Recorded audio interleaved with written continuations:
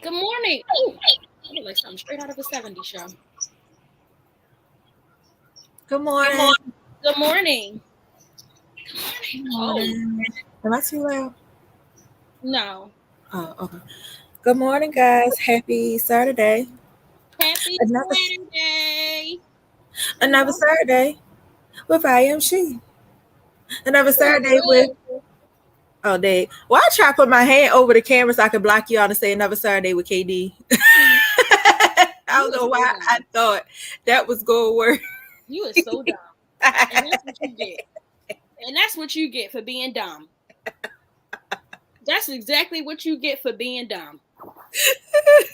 Dumb.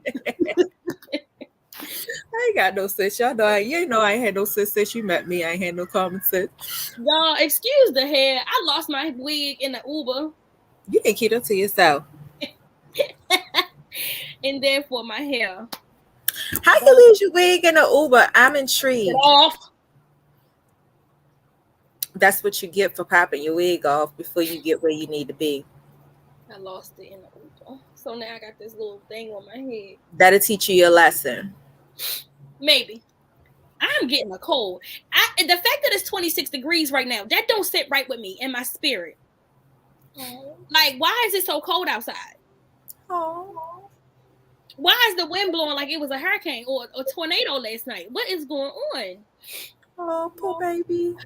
It's cold. Are you really that cold? I'm in the inside. I ain't going outside today. That's out the question. That's absolutely not for me. I went outside this morning and I took a nice long walk. I saw that. I started to jog, but let me tell you, it didn't work out for me. I jogged a little bit in my chest, in my back, in my legs, in my hip, in my thigh, in my big your toe, whole body. in my baby toe, in my pinky finger. This is where I felt it. I felt it everywhere.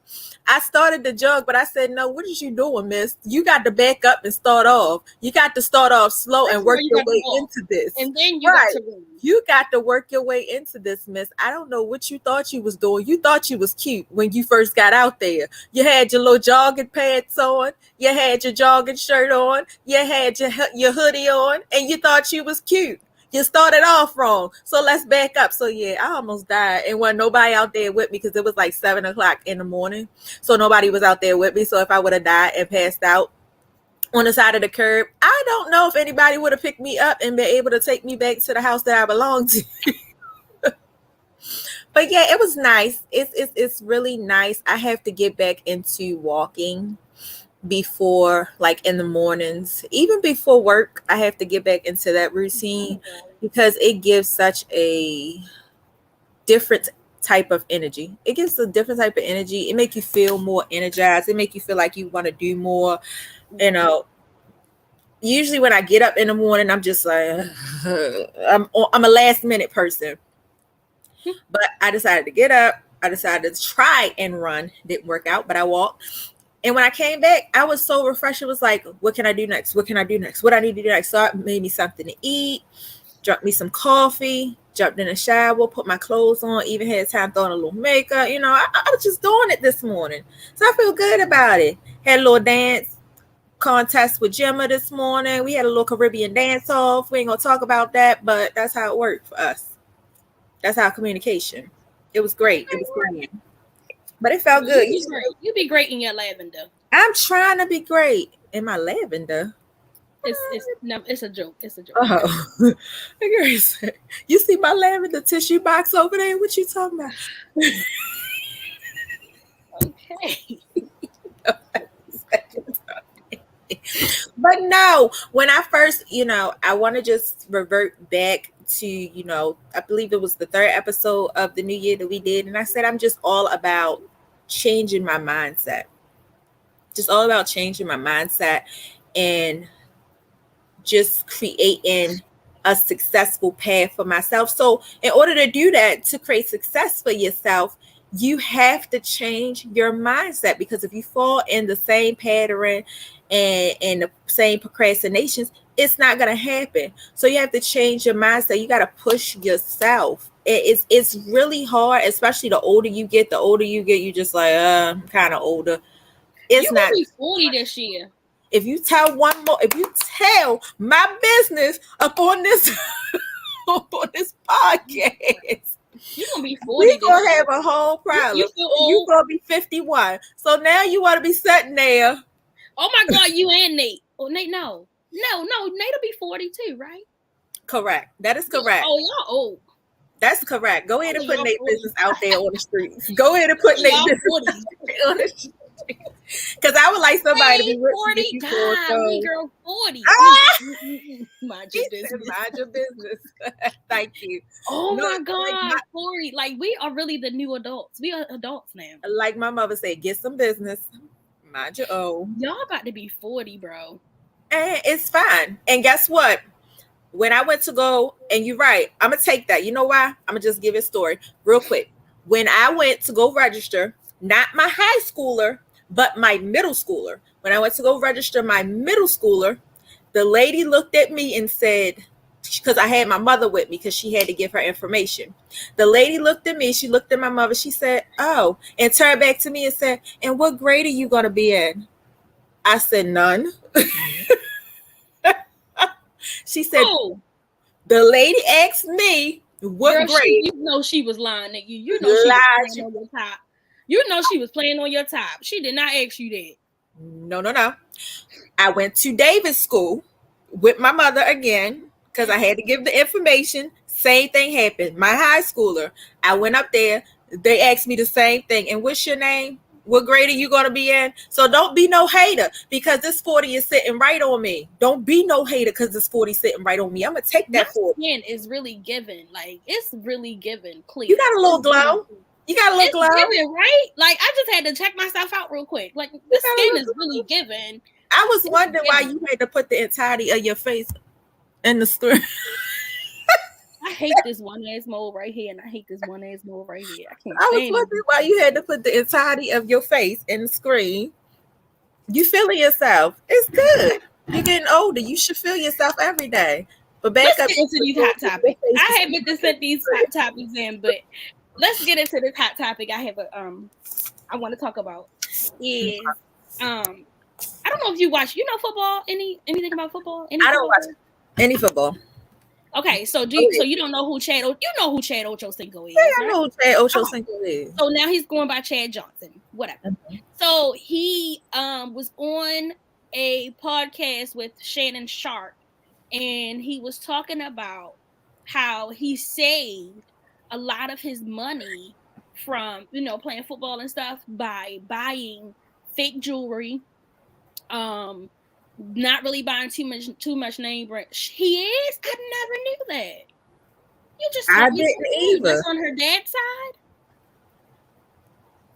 Are they half siblings? Yeah, I guess. I think it might be on her dad's side. They have the same father. Yeah, I figured that. Yeah. So he talked about how he didn't, with playing in the NFL, he didn't really buy too much real jewelry. He didn't buy too much, chains and this, that, and the third. How he just, he's real frugal with his money. And people were like, he said, he flies Spirit. People are like, oh my God. He like, why would I spend money on a private jet?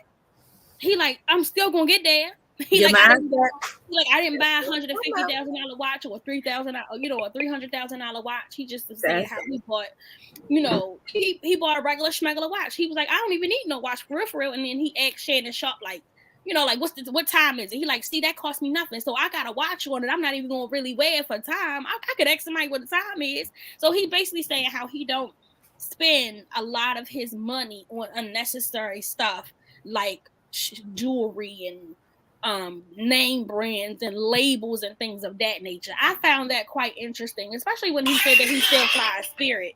When he said he flies Spirit, I was like, that makes sense because what's the point of flying? Somebody was like, why would you fly Spirit? That's classless. No, he got money. He don't need to prove to everybody that he got money. He sure don't. And then why you need to know what money he got? Mind your business. If you want to continue to stick, behind the narrative that he's broke and he doesn't have money, that's fine, because he know what he got in his bank. It ain't work. It ain't involving nobody. That's what I was just talking about. That's exactly what I was just talking about. Changing your mindset. When you change your mindset, you become more successful in life. The way that you think about things, the way that you think about spending, things like that, just frivolous stuff. One of the things that I'm really, really, guys, I mean, I really genuinely am trying to change my lifestyle, just everything in general, because somebody told me, if you do it this way, it don't work. You gotta try something else. Do it different. Because evidently the way that you've been doing it all these years is not working. What they say, it's insane to keep trying the same thing and expecting a different result. Like at this point, absolutely. So you have to change things. So one of the things I had, one of my biggest pet peeves is spending, and it's frivolous spending. Like I don't need anything, but you get me up in Target, girl, I'm on a $200 or more bill by the time I get to that register, because they be playing you. You know, Target be playing you out of pocket. I want to just let Target know, don't keep putting them dollar bins right there at that front. And then you know they really slick with it, because it's a Target down the street, and that's the first time I went in that Target down the street. And so no, second time, I'm sorry, that's the second time I went to that Target down the street. So I went to what I thought was the main entrance of the Target, and I seen the little dollar bin section, the $1, $2, $3, $4, $5, and so on and so forth. So I said, this time I'm gonna park at the other end, and I'm gonna go to them. They got a dollar bin on that side too. They get you 2 times. They gonna get you either way. They gonna get you either way. And them $1, $2, $3 add up. So as of this year, in Walmart gets me to, I can spend hours in Walmart, because not even just spending, I guess it's spending hours. Absolutely. I can spend hours in Walmart. Absolutely. Groceries, just everything that I need that I don't need, I can spend. I just, it's like therapy. It's not spending therapy. What is it called?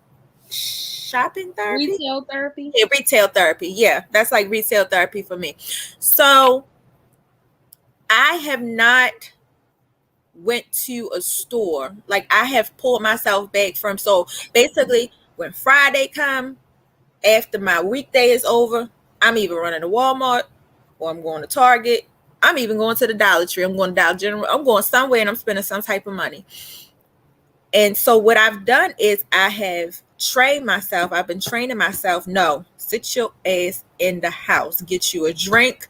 Sit down. Find you a TV show.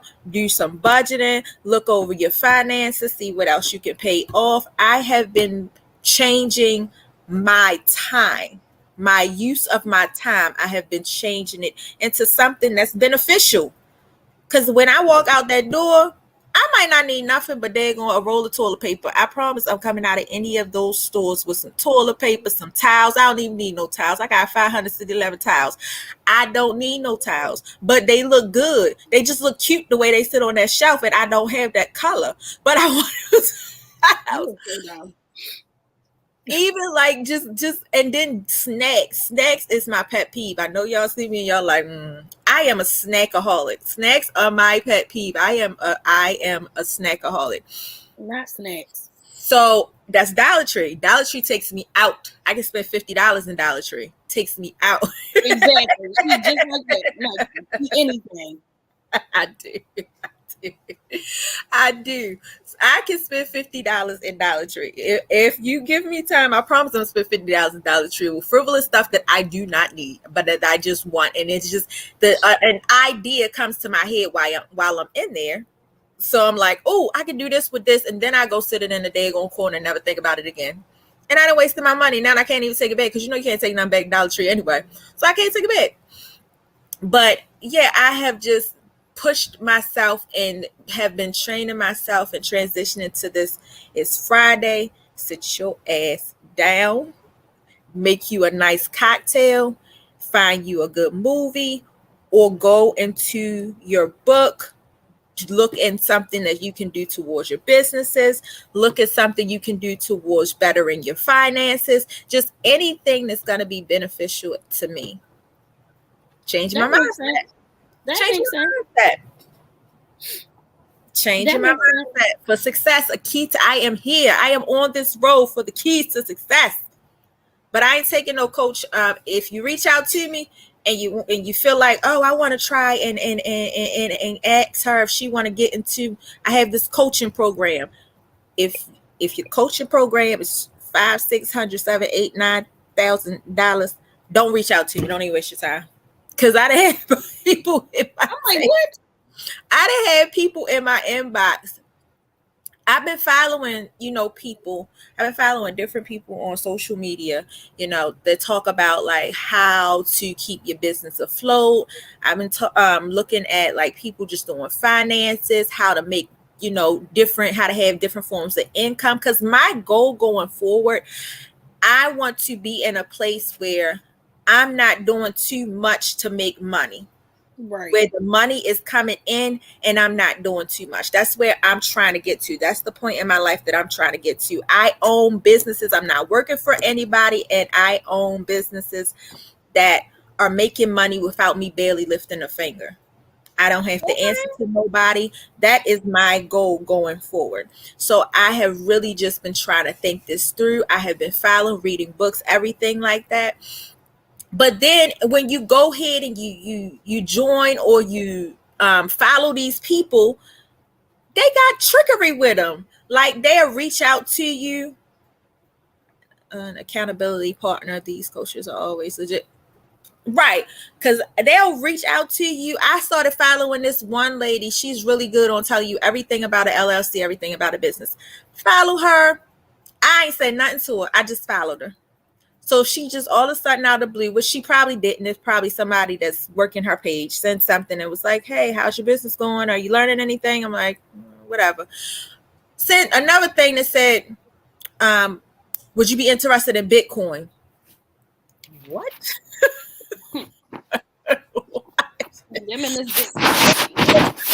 Bitcoin. I'm like, oh my God, I just can't live. Can I just get some advice? Can I just see what's going on? So it's like, I don't know. I'm untrusting right now when it comes to social media. And I'm really skeptical about these people. I follow another girl called Bad Baddie, I think her name is. Really a young girl. Yeah, Bad Baddie. Young girl, and she has like all these digital businesses, and she shows you like how much money she made and all this other stuff. I'm really skeptical about these people because really you can kind of screenshot a lot of stuff now. You can screenshot, you can take other people's information, things like that. So it makes me really skeptical. But I'm say that, Nate. The LLC is only for people with employees, not just for putting bills and cars in a business name. Absolutely. Or credit. It is for people who are actually have a business with employees and are trying to keep moving forward. And I think that's what really. But it's foolishness that y'all are getting LLCs for, to put your car in it because your name is messed up. I think that's not what to get a credit card, not to go get a G-Wagon and put in your business name. That is not what an LLC is for. Stop. I really think that's what's making it hard for people like us that genuinely have a business and go out for these loans and these grants and stuff, because so many people are just trying to get over. It's ridiculous. Like I know this world has become such a dog world, especially when it comes down to being an entrepreneur. You don't really have people who are really in the mindset of being an entrepreneur anymore. People are just like, oh, I got my own business. I got my own business. And it's like, okay, doing what? Right. What do you do? Where that work? Where you putting that work in? Where is it? Like I commend people like Nate, people like Tamika, people like Tasha Peets, people who are putting their foot to the pavement and out here in the community, and also putting their footwork into their business. Not just people that say, I got a business and you only open one day a week. You only open every other Saturday. You're not even doing nothing with your business. You just, I got a business. Well, what do you do? Right. I own my own business. Everybody want to be an entrepreneur. I'm just going to say this now. It's not easy. Everybody is not meant to be an entrepreneur. Everybody don't have the mindset. Everybody don't have the work ethic. Everybody don't have the grind. Everybody don't have it. I'm sorry. And it is not easy. I'm one of them people. I am not meant to have a storefront business. I ain't meant to, honey, because I know me. If I had my own business and that You was gonna be my on your main own source of time. income, baby, I'm gonna open up when I feel like it. I'm gonna be just like one of these people. Get one of these rest like you. Everybody talk about you. You got people who was doing real good cooking in their kitchen and cooking in a whatever, or cooking in their grandmother house and selling dinners and selling plates. And then they get these storefronts and they barely even open. That's because you need to stay where Everybody you talk are. about you. Everybody ain't meant to have a restaurant.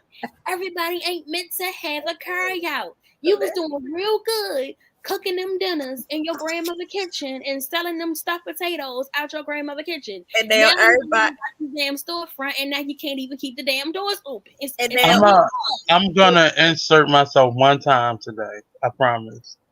I think the you know we second don't. part of what you said was true. The first part isn't. I think anybody can be an entrepreneur. The problem is many of us were either born or adopted a hustle mentality, and hustles Mm-hmm. are supposed to be temporary. So when you turn a hustle into a full-fledged business, the problem is you bring that hustle mentality with you, where Yep. you're robbing Peter to pay Paul, To pay and you Paul. don't like most people who hustle have had a regular job, and they don't bring any of those skill sets with them, like opening your business on a regular basis, or they learned the wrong way because they had an aunt or cousin who had a business or was a Mm-hmm. manager and ran it a Mm-hmm. certain way. But I think we have to stop saying that to ourselves, to our children. Anybody can be. You are an entrepreneur when you clock into that business right. because Right. you have your own social security number. That makes you your own business. Now you have more restrictions working under someone else, but primarily you are the business. So I think anybody has that ability. We just have to snap out of it. That's why I Mm-hmm. started that monthly group because it's needed. It's just people that need those skills. But People like you people said, they don't need want to. people don't want to hustle no more. They don't want to. They just That's want to what I get. get ready to say. And It takes it's so crazy, like you said, the hustle mentality that it brings when you want to. It's like, oh, I'm in this just for me. I'm not in this to make sure that my product is good or what I'm putting out Mhm. is good. I'm in this to see how can I become a millionaire, because that's what everybody really do it for. Some people, of course, that's the end goal. But if that's just your goal in general, I don't care what kind of product I'm putting out. I'm just throwing some stuff out there. I don't went and got me a little storefront. Now the storefront closed every 16 days. It be irritating me. Like I saw this dude who I followed on Instagram. His name was Platter King. And yesterday I rolled by a Bel Air roll over there by where the old Sullies used to be, and I realized that he has the old Sullies.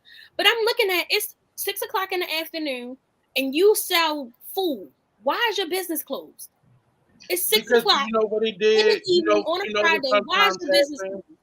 So it's not. So it's still a issue with you wanting to do what you want to do and wanting to become your own boss. But there's a meme that goes around like I work 40 hours a week for someone else and I'm working 80 hours plus for myself.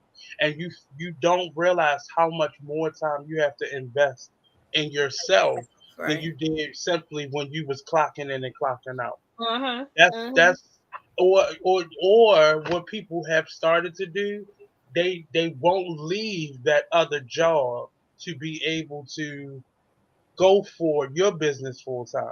So they Right. have to cut their hours in half with their own business to be able to, That's true. I can see that. which is still Mm-hmm. crazy because people eat all day long. They don't eat between the hours of business hours. And Right. that's Right. what a People lot of all day people do. long. They're catering their business to certain people. And that's the people they know. Mm-hmm. And instead of people they don't know, but I mean, it just bothers me to hmm see so many black. I love seeing the black entrepreneurship. Don't get me wrong, but it's so many businesses that we are out here putting on the forefront. Like, oh, I got this now, and it's like some people are really better off just cooking in their kitchen. Just leave it in the kitchen. Stay But there, then because you you got get that people that'll storefront money. call. But the thing is, you got people that'll call because they see that they doing something So people will call and tell on them, oh, they're doing selling food out of their house, and then it's a whole nother issue. So you got to think about that as well. It's a whole lot of issues with everything, but I just it I saddens think me. It breaks my heart to my even biggest see some thing, of the things that happens with Black people in their businesses. I'd be like, dang. And I right, know we put a lot on each other, and we put a lot, especially Black people, we put a lot of pressure on each other, especially when it comes down to a Black person owning a business. We put so much pressure on that Black business that we will not give the time of day for the white business. And that pisses me off too, because we will be quick to say, oh, that's expensive for something that somebody's selling. Like I can go to Nate and be like, oh, that's high. But I will go right to such and such and buy them same high ass pair of earrings because, oh, it's name brand or this is that. Like I don't like that about us. I'll be very transparent with you in this moment. I don't know why. I guess because I'm getting old, I don't care. But what you just said is very true. But what I had to stop doing is I had to stop catering my bit. And this is what happens to Black businesses. We begin to right, cater to others right. because my mother pays full price for my jewelry. You Mm-hmm. know, I have a friend who has basically got me most of the woke sisters in Baltimore, but she still Mm. forces me to take the full payment from her. You know, the lady who helped me pays full Huh? price. Miss Your phone going in and out.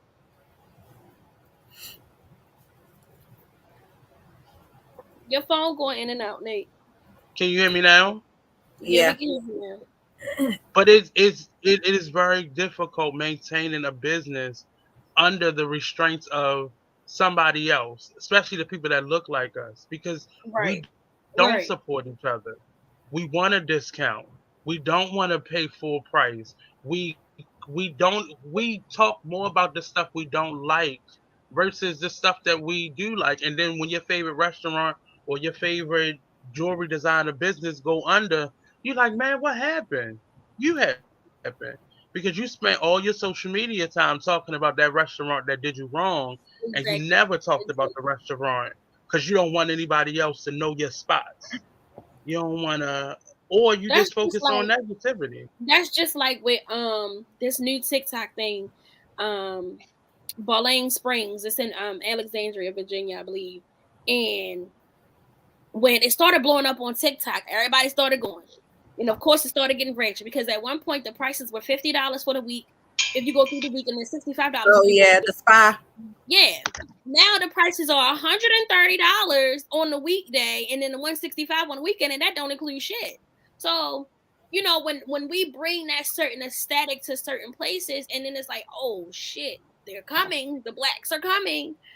People then feel like I can drive the prices up because they gonna want to come anyway. It's for the luxury, it's for the aesthetics. And I feel like that same thing about certain Black businesses. When we do that, it's like, oh, the prices are high now. Like, why would you charge me that? That's my price. That's my price. And then you do have some people who do drive the price up because, oh, I'm getting all this notoriety now. I'm this popular person on TikTok now, or I'm this popular person on Instagram or Facebook now. I'm gonna drive the prices up. I don't like that. I Well, don't it like might. Well, the other thing is that the the other thing is you got to think about it from, like, okay, so let's say Gemma, for instance. Gemma does jewelry. The more money that she makes, the more revenue you bring in, the more people that you bring in, the more of a better product you have to get. So of course you may have to increase your prices in order I to get the afford supply it. and the demand, but I Yeah. don't get the point of increasing the prices when it's the same damn in the same aspect. In the Well, same, I'm gonna yeah, tell I get you. what you're saying. So, for example, a nail shop. So, black nail salons are infamous for not doing feet. Infamous. They're infamous for not doing feet or having certain things that they do or certain prices. The reason Asian salons are thriving, and it's not simply because they don't mind doing your feet.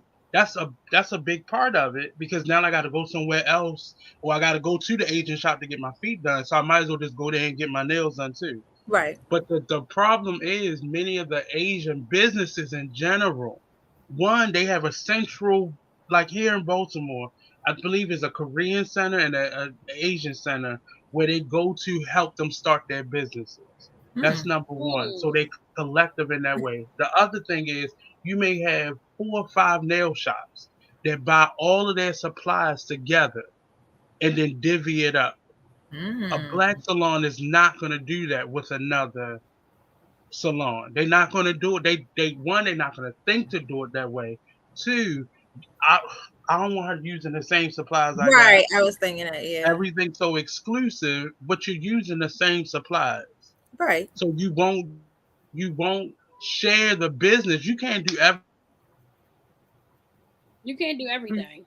Right. everybody nails in the city. So Exactly. maybe find somebody that's not in your neighborhood. The part don't have to charge more, but the problem is with pricing, people try to overprice so they can pay for the retail price they paid for those Uh-huh. supplies, Uh-huh. and they want to get a quick profit off of it. Okay, yeah. Versus, Right. I had to raise my prices in the last year or so, but that's because I was underbidding myself, not overcharging. I was undercharging based on the supplies that I use, and I make everything myself.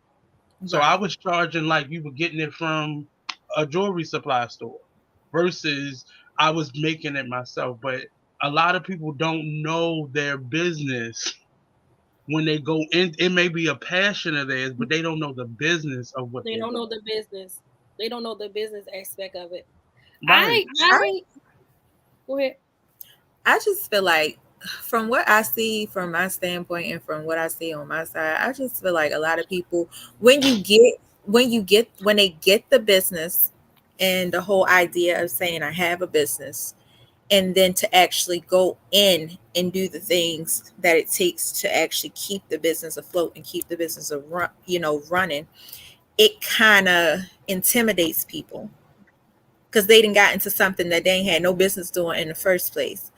And a lot of people just don't realize it does take a lot of freaking work. Like it takes a lot of work. Like even for me and you every week to come up with topics to come up with, like we it takes a lot of effort and work to think about and to even to Nate just doing the production side of it.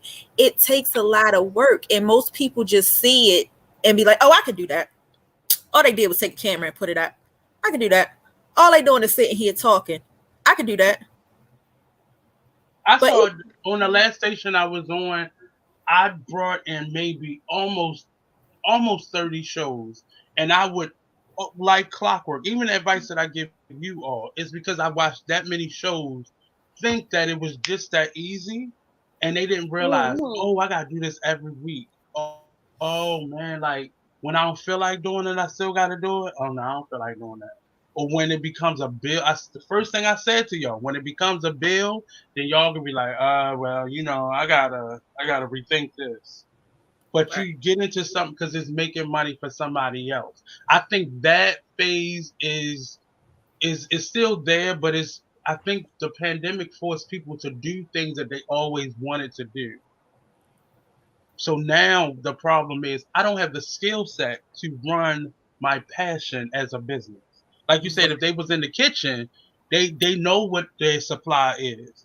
But to Uh-huh. scale that up to a restaurant, you mhm, cannot You buy cannot. enough to it. You know what? I used to have this turkey burger man at the farmers market downtown. Every weekend, he bought the same amount of burgers, and you would think both the customers and him would wisen up because most of us were still standing in line, seeing that he only brought 100 patties. And I remember seeing him and I say, why do you only bring the same amount? You see, this line is, he said, well, that's all I was trying to make. I can pay my people, I can buy supplies for next week, I can pay my rental fee, and that's it. And but when you scale up to You a hustling full backwards. fledged business, you gotta really, you have to have that food on hand, right, On and demand. you're gonna lose some of it. But once you right. start seeing week to week how many people come in, that's how you know how to your That paper you costs, said that all that. just you said that just right. See, that's the part where people forget when you in your kitchen it's like, okay, I can store this. I can store these little greens or store these little, these little string beans for another day. But when you got a restaurant, you can't really do that. And see, that's the thing that people mess up when they get these carryouts and shit, and they be, oh, I can go ahead and store this. You can't do that. You can't do that. You can't put yesterday's string beans out there for the day. No. They don't think about stuff like that. They don't think about those kind of things. I don't watch so many of my friends' restaurants close down, and I told them, you don't have a serve safe certificate, so you can't open this business up. You know that, right? And they'll still go and open it. And the health department come around, and they got a list full of things that had they taken the serve safe, they would have already had their license, one. And two, they would have already had the things that they need. Like, you can't store any products on the floor. You have to have a wash basin just for your hands and for your food. You have to have a 3-section sink. Like, those simple things, they don't know that they're supposed to have it because, one, they never worked in a restaurant. They never worked in a restaurant. Or they didn't pay attention when they was working at McDonald's and thought, oh, that's just what McDonald's. No, that's the standard. Those are called standards and practices that you need to do. Even regular businesses. For me, I suffered because I had a day job. So I only was there in the evening time, which was okay for people getting off work because I would stay later. But at some point, you have to decide, do you want your business or do you want a 9-to-5 check? And sometimes for some people, that's not, it's not easy. I'm struggling right now doing that, but it's not easy. You still teaching? No, I couldn't. I had to leave teaching. So I'm all artist right now. And this is the first time ever in life I've been all artist. And it feels like I'm just starting this. Even though I've been doing it my whole life, but I always had my day job paying for my art. And it just would be that I had to work a little bit harder with the art to make up for what the day job was paying to the art. But that was easy. But being full in, you have to make some hard choices, and it's called sacrifice. I can't go out or party like I used to. When I'm thinking about, we're supposed to be going to Florida, I need to start saving that now. That's why I said let's plan some stuff ahead of time, so my paycheck looks good. Yeah. You really do. It takes a lot. It takes a lot of sacrificing.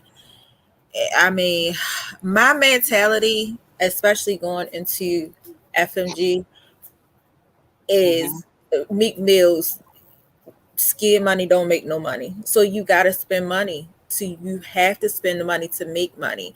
And even though I cringe every time I got to pay for a music video, every time I got to book the Airbnbs for the boys to stay in, every time I got to book the studio time, but that term, Kay, is made by people who have gone through the fire. It's easy to say when you got a couple extra dollars in your pocket, scared money don't make no money. Because, baby, you already got the money right now. But what were you saying when you was looking for somebody to do it off the humble for you? Right.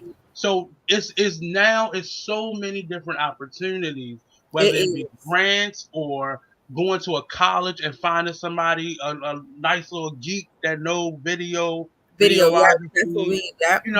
just figure things out so you're not spending. You don't have $1 million budget. Right. Why are you going broke, auctioning off your grandmother's house or refinancing her house so you can make one video? Right. Like, I know the cost to get one single done.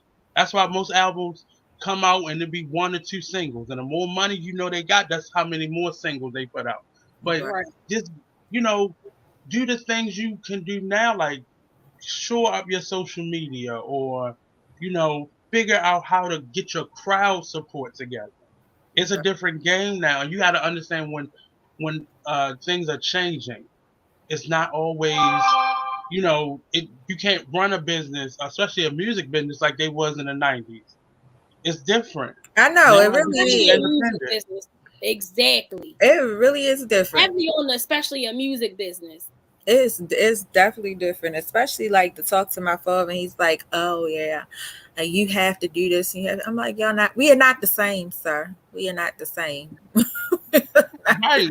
They were used to, your dad probably was used to getting a budget for, and he was probably in a real beginning where they didn't have a budget. They were just Right. as independent as they are right now. But at Right. some point, they started giving budgets. They started, but that budget was your money. And they just thought people was giving them millions of dollars. No, I'm fronting you this Bless you. $1,000,000. Thank you. Right. And once your album come out and once those sales, and then you get that recoup check, and you're like, hey man, this only $50. Well, you was jet setting and you was getting, Right. hotel Exactly. concierge service and that video. See that video? All that is your money.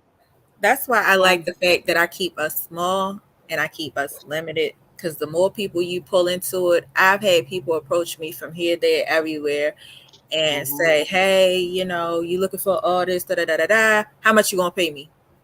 The artist that I got is paying on their own expenses because we're working as a team together. They have an understanding. I'm not paying you. They want to be taken care of. See, and that person, that's the same person that's the Mace of the world and the 112s of the world that talk about how Puffy got over with them. You want me to pay your way, make you rich, and just for the love of it? Yep. Right. No. How my home gonna be good? How my children gonna eat?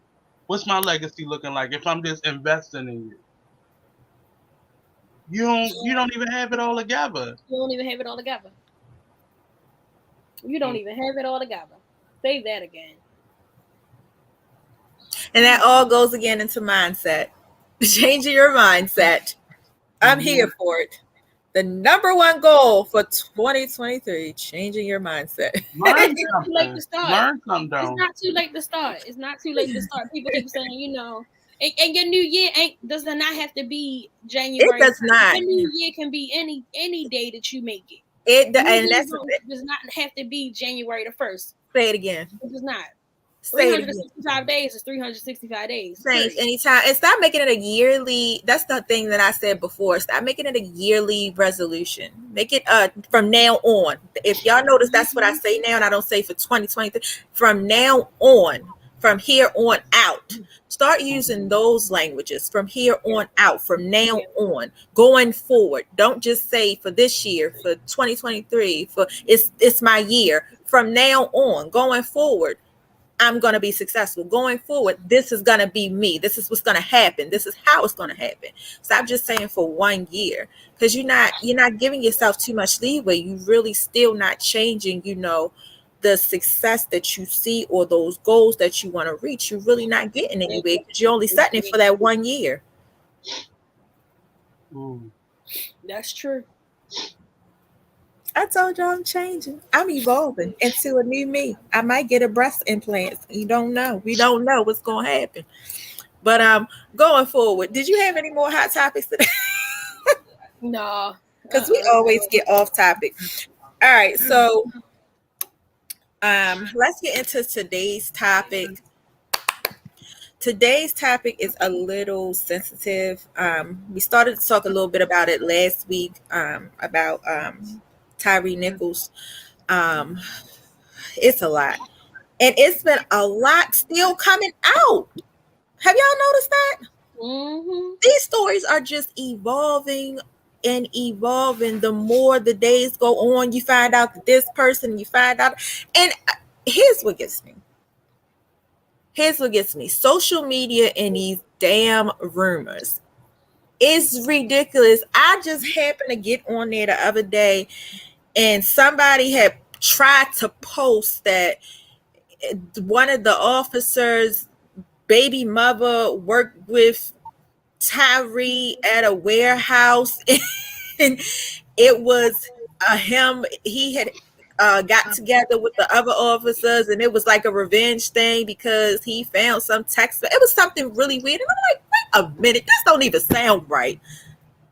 And he just started following him, and he followed him, and then that was coerced. Like they had it. The one officer had it out for him because he was working in the same warehouse with the other officers ex-baby mother or ex-girlfriend or ex-wife or something like that. So he had the guy, he had Tyree targeted. So he had already started following him, and this is what it came to. They initially had intended on beating him up, like all this other stuff. It is weird. These Instagram and social media stories, for me, I cannot take. Give these people some peace. That to me, I don't know whatever the case may have been, though him dying and getting beat like that is just unreal. And to see that y'all just literally beat this man because whatever it may have been, whatever the real issue behind him pulling him over is, it's just crazy to watch the video, to actually see them kick this man in the head and do all these things to him. It's just so bizarre to watch. It's so heartbreaking to see. It was so heartbreaking to watch that video. It really was. It was just heartbreaking. and the fact that all he did was run, and it was 5 of y'all, 4 of y'all, 5 of y'all. All he did was, all he did was run. He didn't have anything. All he did was run, and he didn't even weigh more than any of y'all. Like one of y'all could have took him down by yourself. He didn't weigh more than even any of those officers. So one of y'all could have really just took him down, placed your weight on him, and cuffed him. I don't know what anger they had or what triggered their frustrations on another black man like that. I mean, but to think, to even get to that place and you yourself out of uniform are that same black man on a regular day. Mm-hmm. You that same black man on a regular day. When you out of uniform and you off and you riding around, or you might be taking a jog. You see it all the time on Instagram. You see it all the time on Instagram. These officers that are out of uniform, these black officers jogging and running in the mornings or running, doing their daily run, and they getting pulled over by these officers, and then they sit there and they do the whole video cam thing, and then it's like, oh, what you stopped me for? And then they don't even, they do it on purpose, not to tell them that they're officers themselves, just to see how far they're gonna go. Like you yourself, this could have been you on your day off with I hate to say it, but with a white cop. This could have been you. You could have been that same boy on your day off with a white cop. How did y'all think that was okay? I feel like all y'all was angry. Like, why y'all beat that man like that? Y'all was angry. He ain't did nothing to y'all. You pulled him out the window, out the car. Like you pulled him out the car. I don't know. I think know. What is puzzling to me is that we're looking for a different answer because it was black men. Mm-hmm. And what happens is we don't hold anybody accountable long enough for change to really happen.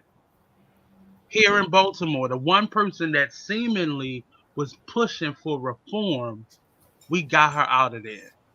Yep. She was too arrogant. Yep. We didn't take the time to realize the job that she was doing and what she needed to be faced with a lot of these white men and arrogant black people who just don't know, who don't vote, who don't care about anything outside of their four walls. And I am numb to it. A lot of people were saying I'm not watching the video. I watched it. I did. It was sad. I saw the pictures of him in the hospital. I sent you all the clips of his mom during the interviews and such. Well, that's it. It is at this point you should be numb because we keep going through this and we keep making martyrs. I heard his mom say something like he's the next Christ or something Christ-like, and I was like, the arrogance that it takes to say something like this. This is not. Right. No, because it's for every person we catch like this, how many more weren't seen? How many times How many more? that task force done this and did not get caught because the person wasn't significant enough, or nobody really cared for it, or they were a criminal? How Right. many times did this already happen? Well, they had a guy that came on there and said he was familiar with that task force. It was another black guy that came on there. They did an You know interview. what this kind of remind me of? It remind me of the gun task force that we had here that went down. Mhm. That's what it reminds me of. It reminds me of a gang of a gang of bandits just running, wreaking havoc in the city streets because they have the authority to do so.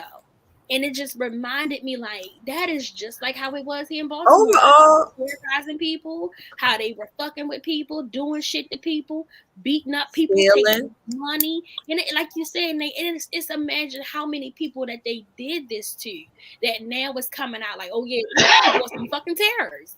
They were And okay with it. I know somebody personally who dated one of those guys from that task force. And he was okay with it. He would come home and make jokes about it. Like, look what I got.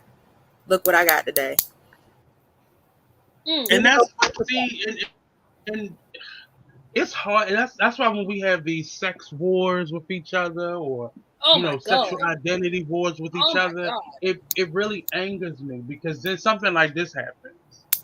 And then it angers me more either so when proves it's the fact or disproves that it. shit irritates my soul. It does. That's the biggest thing that I thought about, Nate. irritates my That is soul. the biggest thing I thought about, because the fact, here's my anger. My anger is for the fact that of course, somebody's life has been taken again because of police brutality.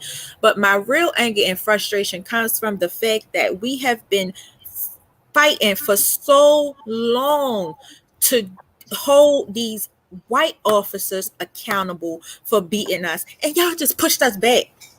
Like, y'all just really set us back, because now they looking like, well, dang, I don't care. Now the black people doing the same thing. What now? What y'all got to say? It ain't just us. Now what y'all got to say? Mm-hmm. They don't care.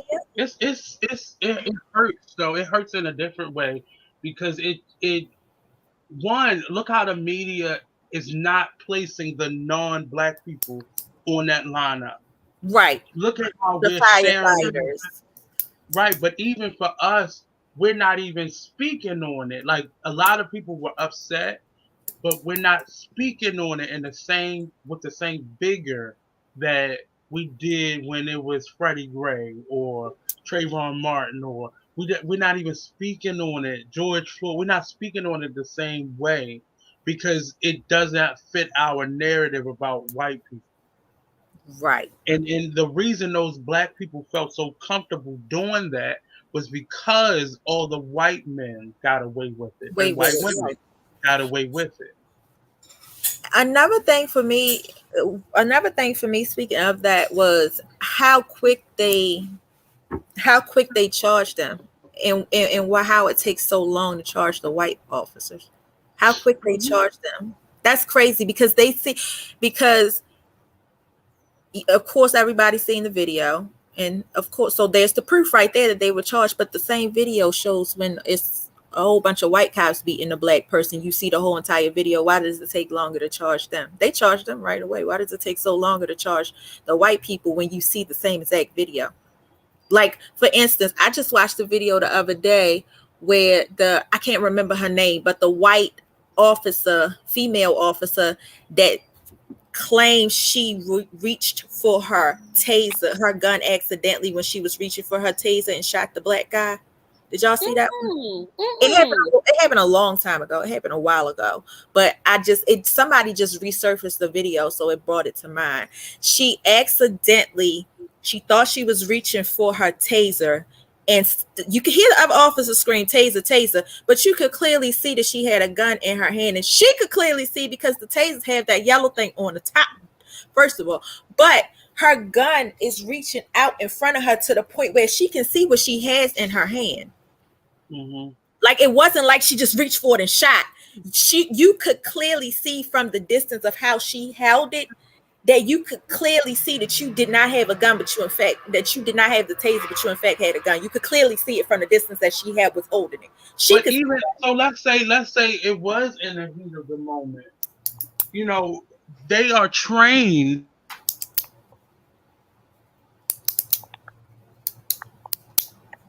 Nate, your phone keep going in and out.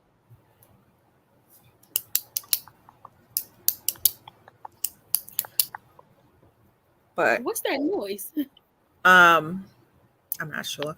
But why are we waiting for Nate? Yeah, they I are. don't know.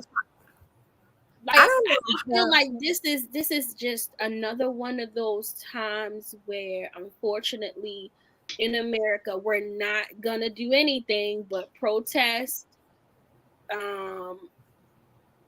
say, produce outrage, talk about this, that, and the third, and it's just gonna be on to the next one.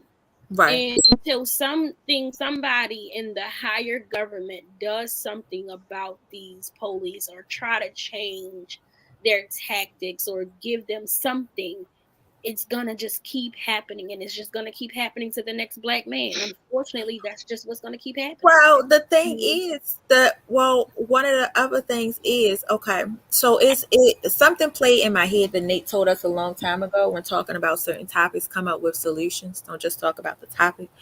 And it kind of it kind of sat in the back of my head when I thought about the situation, because I kept playing back, and of course they kept playing over and over and over across all the TV channels about how Biden said something, how Biden extended his condolences. He extended his condolences. Harris, she came to the funeral and she spoke and she did. Okay. When the Asians, when there was a whole big thing about these Asians, and no, you for real, right? Issue with these Asians, didn't they pass a law? Because you know why? That's messing with our technology that we need. So if it was that simple to come up with some type of protection to protect these other cultures from not being harmed, from and the pushback, I'm not coming for anybody, so don't take it personal, but the pushback for the LGBTQ community, all the pushback that we get for this and the rights and things like that, I promise you the solution is just that it's a solution. And why aren't we pushing that? Why aren't we pushing to come up with the solution? Which the solution is something that I heard on social media, and when I thought about it like that, I'm like, that is right. It's so simple. So I don't know if this is accurate. If it's a police officer on here, if you want to speak up, as long as it ain't negative, you can speak up and you can say correct or not. I was told that the law enforcement has some type of insurance out on these officers for situations like that. So when the family goes out and sue, you're not directly taking the funds from, they have like basically like a fund for when victims try to sue the police and the city and the state and things like that. But it's an insurance that the officers are given, so it's not directly affecting them. And the way It's the same way if you work for a trucking company, there's liability insurance. Gotta go. Liability. It's the same. I mean, that's the cost that's what an LLC is. That's what those brands or businesses levels are. So when something happens, they can't attack your business. So I feel like your company. Right. So what I feel like the resolution is that if you're consistently getting reports of certain police stations, certain areas of policing, and you're consistently follow the algorithm, you're consistently getting the same reports of brutality in Black communities, you're consistently getting complaints, like a consistent complaints followed over the algorithm. Take their insurance from them, hold them accountable, because when it start coming out of their pockets, they're gonna get some act right. It's not that hard. But so when these types of situations come up, we say these things, but when it's time to vote, I'm not voting for anybody because we retract ourselves from the process, yet we complain throughout everything. We complain that it's not fair. We complain, but I hear a lot of people. It allegedly Asians are do not go out and vote that much. But what happens is because they're so collective with their voice, they then have the special interest voice where they can take their money away and they make it economical. I think that can happen. But what happens is where it even within the black community, there's so many different points of view on a topic. So because I don't believe in politics, I'm not gonna vote Right. or I'm going to vote for Trump because Trump Right, put money in my pocket. right, No, right, Trump took money from your paycheck and put it back in your pocket. right. Right. He didn't write a personal check. You know, he's out here running now on the whole LGBTQ and getting rid of any rights that they may have that Biden and Obama had put into to play.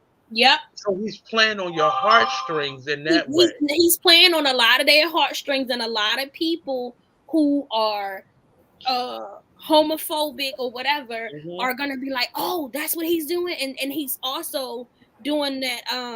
Well, we don't have to teach our kids that either, you know, because they're gonna put that in your kids' minds. So we're gonna take that out. We're gonna not put that in their education about their sexual identity and their gender. We're not gonna teach them about that at such an early age. I was watching this video on TikTok the other day about how he has plans for the education system and the things that he There wants ain't no to damn do, plans for no education system. and the thing that he wants to do with the education system. And one of the things was, oh, we're gonna eliminate the critical race theory, period. And you know that's gonna get the white supremacists going. That's gonna get them going. See, I told you they were trying to do it. I'm gonna eliminate the critical race theory. That will never be taught in any of our schools. And then I'm gonna take out the sexual identity too. I'm gonna try to do that. I'm gonna get rid of the gender identity so they don't have to know anything about that inclusion and all that. I'm like, I'm just listening to what he's Where saying. you are, Kay, they are taking books out of libraries Exactly, they're taking. Oh yeah, I seen them and throwing them away. Yeah, they throwing them away. because they're not approved content. And Right. and I know 5 or 6 people, 7, 8, 9 people killing someone and beating them literally to death. How does that equate to somebody How? pulling books out? Well, it's smoke and mirrors because look how much these pictures are being pushed in our face. Right. Can you think back on all the other people who did harm to someone, how much they were pushed or lack thereof? Like it's all done by design, and I wish black people would smarten up and put Right. our differences aside and be able to collectively say no, Come no together. more. The fact that February is the shortest month in the year, I'm And it's not Black History. celebrating that because they give us the shortest month. When the creator of Black History Month, well, Black History Week, did it for a reason that you haven't even researched. They didn't give us that. He fought for that. Right. Like he determined when that was going to be. There's a And lot that of is birthdays and holidays celebrated in February, and that's why it was done that way. But we so busy trying to figure out what somebody isn't doing, or you know, are they putting money in my pocket that you're allowing your children to be put out here and just killed like this, like this, and you gonna forget about them after some point. At Like this point, how many people talking about Freddie Gray right now, none. absolutely. or George Floyd, or Trayvon Martin? Breonna Like Taylor. nobody's even talking. It's not even a thing anymore. What Where about are all that girl? I haven't heard It's gonna be to the anything next one. about that Mhm. girl, Tamara, the one that, Right? yes. When the last time you heard about her? That's a boy. That was a guy. Who? No, the girl with the dreads, Tamar. She got killed in the jail. Oh no, that wasn't Tamar. That was I can't. Sandra Bland? Yeah, Sandra Bland. Sandra. That's her name. I'm sorry. I got it mixed up. Sandra. Yeah, when the last time you heard about her? Like, No. it's out of sight, out of mind. And I hate to say it. I really, really hate to say it. But the girl from Baltimore, the light-skinned girl from Baltimore, Corinne. Corinne, yeah. I really hate to say it, but a lot of it, I feel like it also has to do, I hate to say it, it's my opinion, but I'm going to say it. When they get those settlements. Well, they a do lot of that for a reason. A lot of what They has to do when they get their settlements. A lot of them not mentioning them no more. A lot of the silence. The silence has to do with when they get their settlements. Because most times they get that money and they sign something that says, well, you can't talk about this anymore. Yeah. Have a clause. And I don't know. It's my opinion. I'm gonna say it. I don't care. I said I'm speaking strongly this time. I'm just not holding anything back. I don't care. It's my opinion. When I see them come on, like for instance, the first thing that Tyree Nichols' mother came on and said was, "We want peace, peaceful protests. We don't want a lot of violence. We don't want this. We want peaceful protests, this and that and other." That's the first thing I feel like families say out of their mouth. But why? Well, that then becomes how the detectives and how the authorities talk to them. So whoever gets a hold of them, whether it be the police or the government, that is what is fed to them. Please, we don't want this to get out of hand. We don't want anybody else killed. So the parents then go on there and say that, because if they say anything else, they don't have to say anything at all. But I'm not gonna say that. I'm angry. You're not gonna force me to say what you're not gonna force me to sugarcoat my feelings by making sure that I say that. You're not gonna do that, because at the end of the day, it's a freedom of speech. At the end of the day, you can go on any news station and say what you want. Look at Instagram, look at social media. You can go on any news station and say what the hell you want. So you're not gonna make me sugarcoat how I feel. I'm angry. I'm mad. I wouldn't go out there and necessarily say set this city off. But I'm also not gonna go on there and say let's be peaceful. No, I'm angry. Were y'all peaceful? Were you peaceful when you dragged my son? When my son called me a couple miles away? Were you peaceful? Were your officers peaceful? What if it was your son? Would you be peaceful, or would you be sitting home angry as hell? So why would you tell me to say that? Well, the issue is, and I'll speak with Freddie Gray. It felt like the moment the check was cut, we heard that's what I was getting to. That's what I was. And I'm not saying all of the parents have been like that, because that's what I was. The ones who have been speaking out and consistently speaking out, they get charges put up against them, or something, a foreclosure happens all of a sudden, or something happens with work or relationship, something scandalous happens with them. But often they give us that money, and I think initially it's like, because if something was to happen to somebody I love, I couldn't take money for it, because you're telling me my silence, one, is you wrote a figure for my silence and for the person's life. And that doesn't sit well with me. It just doesn't. But I can tell you, when things like this happen, detectives tell you what not to say online or what you can't say online. Because if you are seen to be inciting violence, you will be charged. Mm-hmm. And this happens. I've experienced that within my own family. This is what happens. You can't say this online. You can't, because this is still under investigation. We can't talk about that. You can't. So what happens is, out of sight, out of mind. And then we begin to just share these people and, say his name or say her name.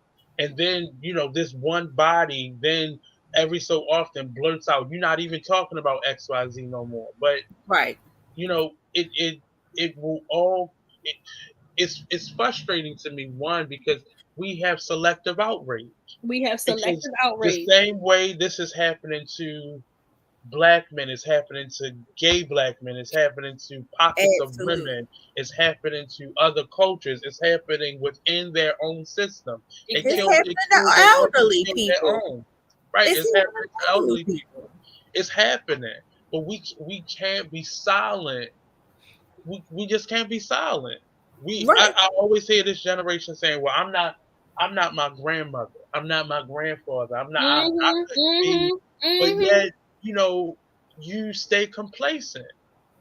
Right. I will never incite any violence because all it will happen is somebody else that will get killed because it Right. goes around in a cycle. But And that's we what I'm cannot saying. we I'm not can't saying reason to, ourselves and this way. I'm not saying to mention or say, oh yeah, we get ready to say, like I said, I'm not saying that. But what I'm saying is, no, I'm not gonna. You're not gonna have me sit there and say, let's be peaceful. No, I'm not.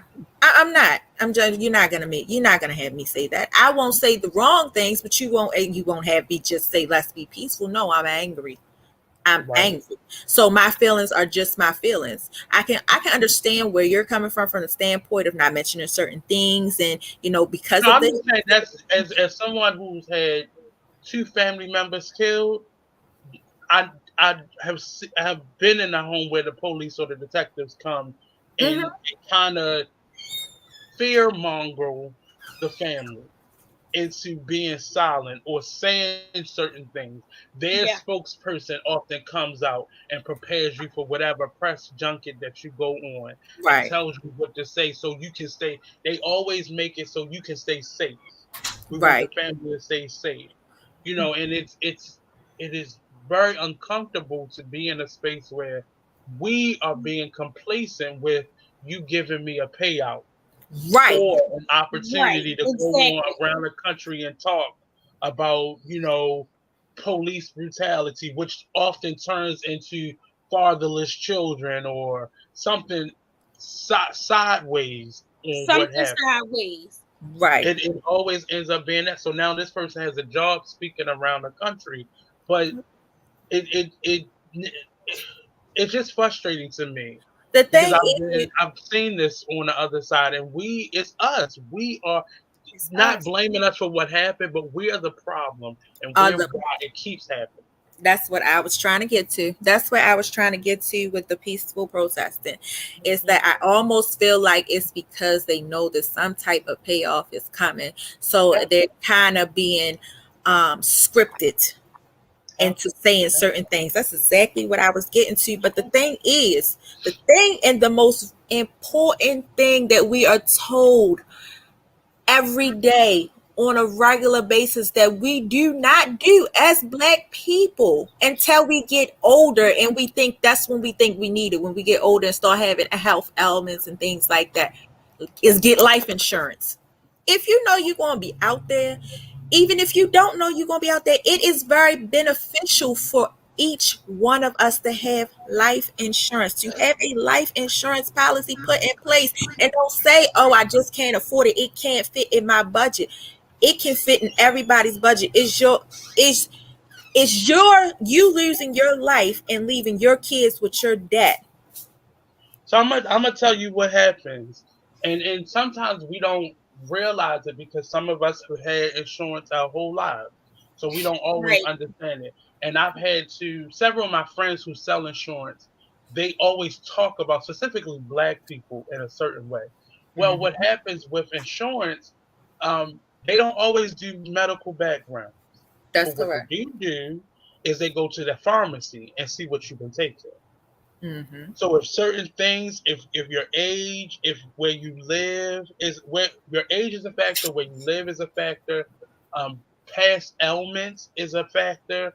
Also, if you're taking any medication now, look how many young people are having strokes and heart Uh-huh. attacks and Yeah. have diabetes. All that stuff takes you off the ability list to be able to get insurance. Now, can you still get a form of insurance? You can get burial insurance, meaning you go to a specific funeral home and you pay towards your final days. But that often means you're not leaving anything. There's no big insurance check coming at the end. So you're paying simply for your final arrangements. So that's an alternative. But again, we But sometimes we have to understand that a lot of people are xed out simply, not even just because you're overweight, but if you're taking any medications, because all If these you insurance companies now say you don't need any okay, medical exam.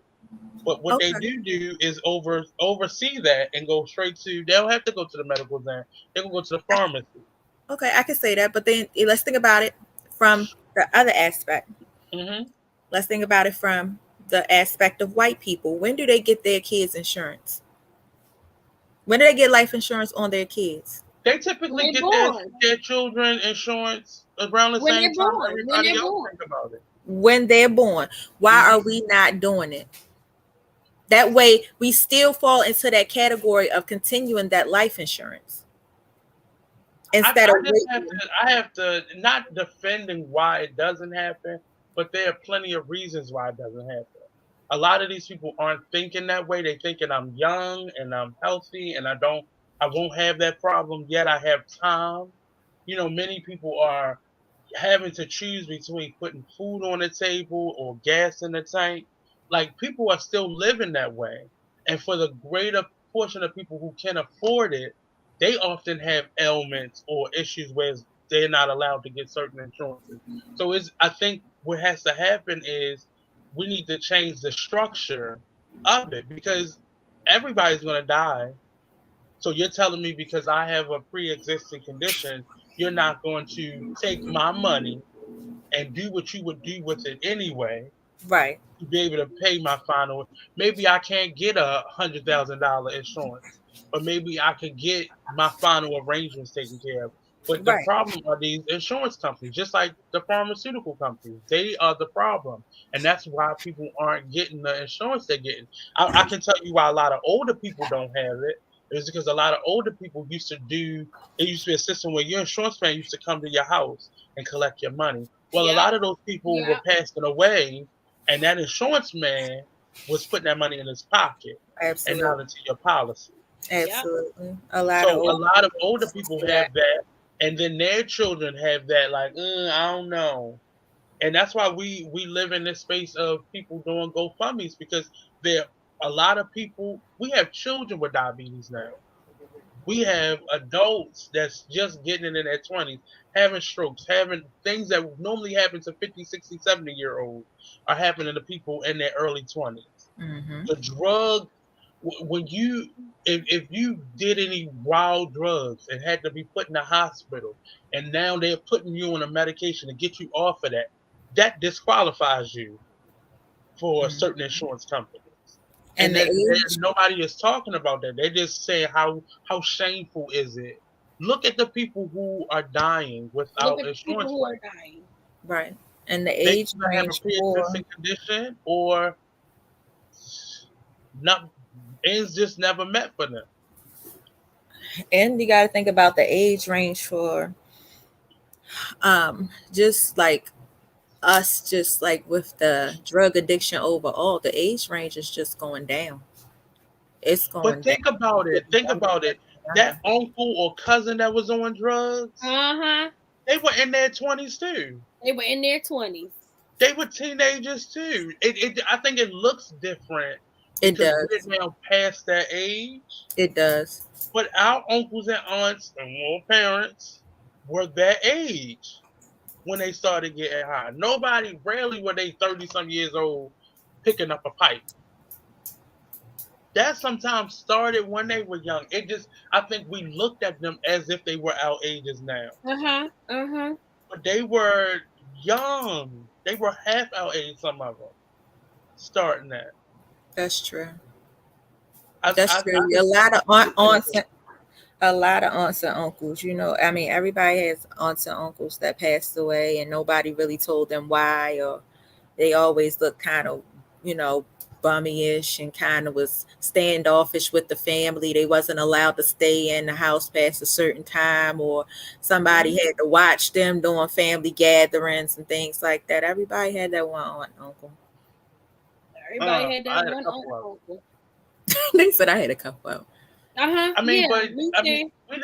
we have to start. But even that is a problem. I watch a lot of Iyanla. I I do.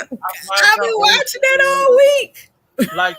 Like this week I was watching the one where she did with the dudes who had multiple children, Oh like yeah, I just 20 seen that some, one. 30 some children. Mm-hmm. And and when you dissect what the issue is, it's deeper than them just sleeping around and being good for nothing or deadbeats.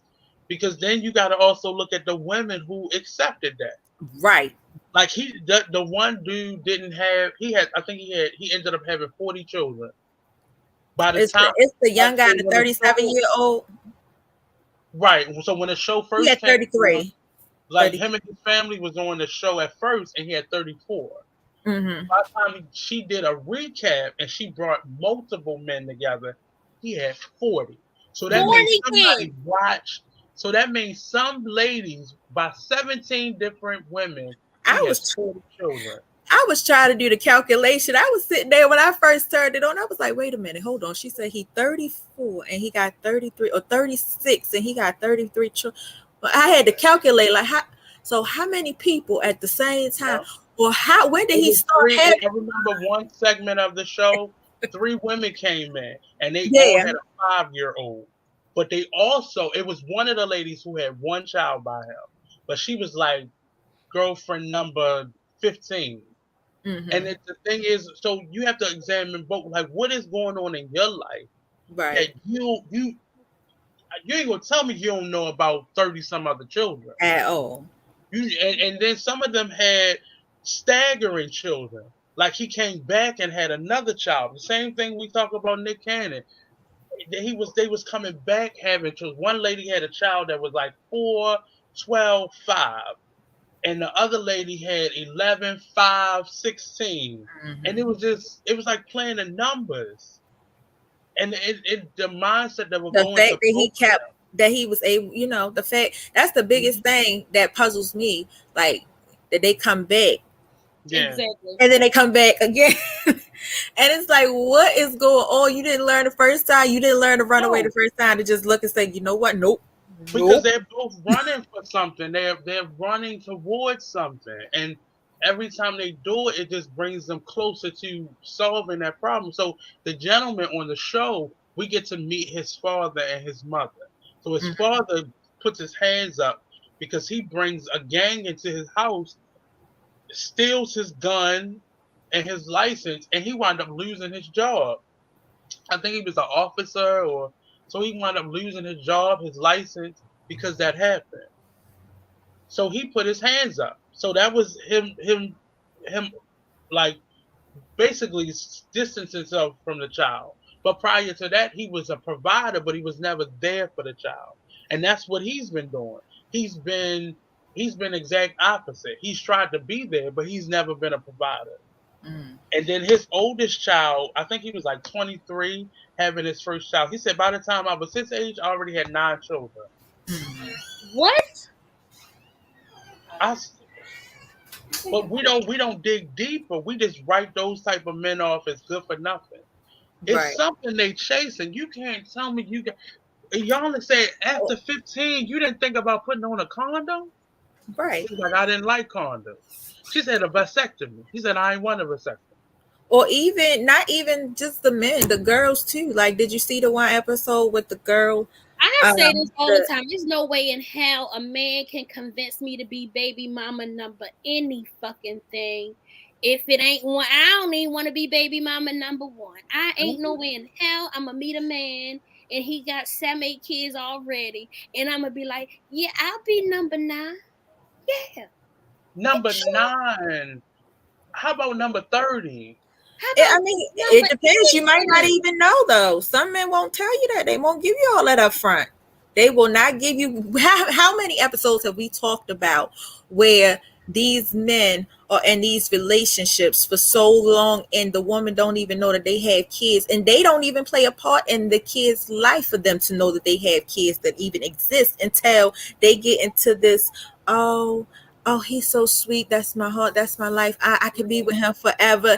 And then after they then wooed them and they done told them everything that they wanted to hear, and then they finally have him in the palm of their hands, then boop, she's pregnant. But then out of a woodworks, that's when the baby mama start coming out. Right. but the lady, I remember I'm watching this one, and I remember the episode. She said, do y'all know each other? And they was like, yeah. Like they wasn't even confrontational when one of No, they yeah, was comfortable on that couch. They was comfortable on that couch. like, and she just kept saying, I don't know. What she made him hold, I think like 14 of a baby doll. Yeah. But there was still like 20 some of them And the still tears. behind her. He was Uh-huh. like, he put him down and she put him back in his arms. She's like, no, Yep. because the mothers don't get to walk away. Right. Because your arm's tired. No, you need to. But he didn't have a frame of reference because his mother wasn't really nurturing to him, really wasn't really loving to him. And we wonder why these men are going through these things and women. Because we Yeah. don't dig, we just, as black people, we are so quick to write people off So when quick. they're. So how do we expect for white people to treat us or other cultures to treat us Absolutely. when we throw you away the moment you show any sign of like struggle or weakness or pain or trauma? I ain't got time for that. Only good vibes over here, and we just so quick to get rid of you. We so Yeah, When but when go ahead. I understand that and I understand what you're saying, but Mhm. sometimes in certain situations, I feel like it's okay to walk away. If you did your best and you worked your hardest and you tried your hardest, Uh-huh. I mean, how much can you give of yourself? Or at what point do you say, okay, this is what I've given you? I've given you all the nurturing that I can give you. I've sat here, I've listened to you, I've heard you, I see you, I know that you're hurting, I know that this is the reason I want to work with you. I'm working with you. But at what point, or because I feel like, are you saying it to say that no, we should never give up on that person? Because I feel like at a certain point it starts to affect you. It's Well, so it's different. It's different levels. So I'll go from the side of friends and romantic relationship. And on that side, you have people who come in with their own drama. They're like, I ain't dealing with that shit. But you yeah. want that person to deal with yours. On the family side, you created that. Whether it was indirectly, where you was not there, and that's why that person is searching around having 50, 60 babies, or what you gave them. You became a stuffed person. And you were just giving them and giving them and giving them with no nurturing, with With no no nurture. foundation. I know parents right now of students that I've had, well off parents. Parents don't worry about money. Child come to school, better clothes than I got on, the latest iPhone, cologne, the latest Nikes, whatever. But when you ask them to come up there when you're having a problem, I ain't got time. I gotta I work. don't have time for it. I don't have it. I So can't. you wonder why that child grows up and becomes a problem for somebody else. And then you come and meet with that person, and y'all have a child together, and you're wondering why that person's acting like that. But guess what you're doing to your child? You're creating your child in the image of that person. So now you are creating that person for somebody else to have to deal with. right. And I I have get it when a relationship like this too much for me. This not what I asked for. But when you come in with baggage, you expect them to you deal with it. meet somebody halfway. Right. Right. I have a comment from Angela. She said you can't save people that don't want to participate in their own rescue. Say that again. That's true. You can't Say that participate. again. You can't save people that don't want to participate in their own rescue. But if they've never been saved, how do they know that that's a safe place?